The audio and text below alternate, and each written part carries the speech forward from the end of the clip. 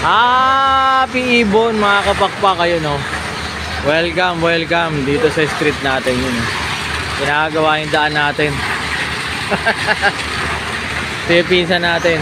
Yun, nababideo tayo. Again. Welcome sa official YouTube natin, official Facebook natin, Nandan Sibunan. Located tayo sa 37 Consuelo Street, diba? Manila, Valenzuela.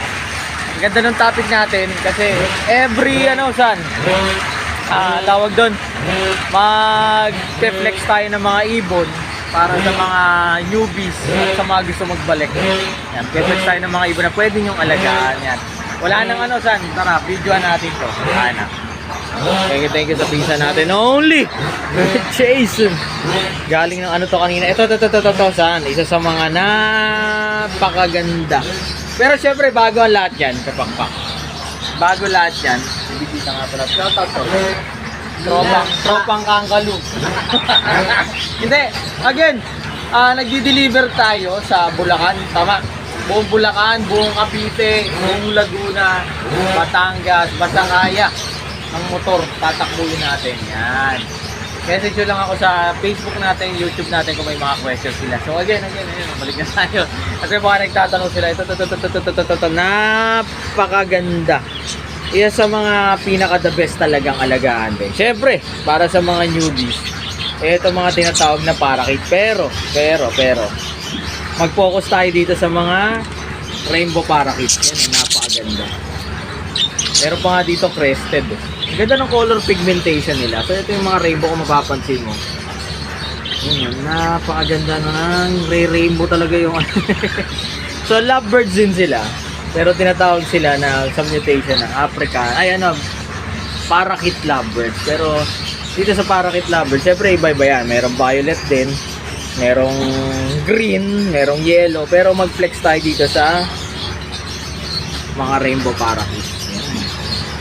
So, ang maganda kasi dito sa parakeet, ang bilis dumami. Kung masasuggest ko sa inyo, nag-aalaga kayo ng African.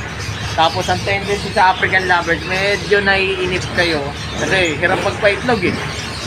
Nasuggest ko samahan nyo ng parakeet lovers. Para at least nagbabalik momentum kayo. Kasi ang bilis magpa-itlog nito. So, suggestion lang naman yun.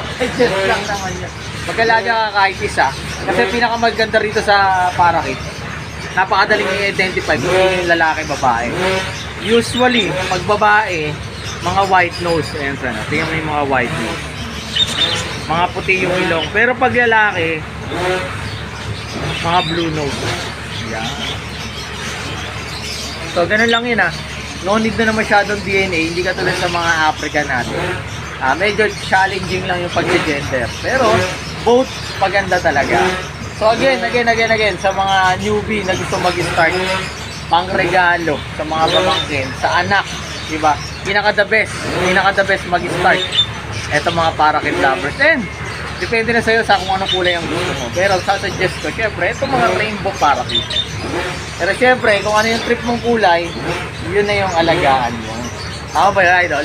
Tama sa idol. Ayun. So again, maraming salamat . Everyday gagawin natin to. Hopefully, makagawa tayo ng mga videos na ganito na nagpe-flex tayo ng mga suggestion natin na masarap alagaan, masarap panimula na pag-aalaga ng African lovebirds, parakeet, yan. Iba-iba. Magpe-flex tayo ng iba't ibang mutation para at least pwede nyong maging reference. Yun. Again, maraming salamat sa pinsa natin. Only. Kuya Jason, galing lang to kanina sa malayo. And located tayo sa 37 Consuelo Street, Marolas, Valenzuela. Yan, medyo ginagawa yung daan natin. Pero, patapos na. Yun. Alright. So again, thank you so much mga kapakpak . Kung first time mo sa YouTube natin and sa Facebook natin, subscribe ka And, syempre, share mo na rin yung mga videos natin para at least kung meron tayong mga bagong videos na katulad nito kapakpak, nakakapanood. Again. Ito si Kuya Dan, lagi mo tatandaan. Siyempre, mas masaya ang buhay pag may ibon sa bahay. God bless sa lahat. In English, siyempre, life is happier with birds at home. Yan. Thank you kapakpak . Bye-bye.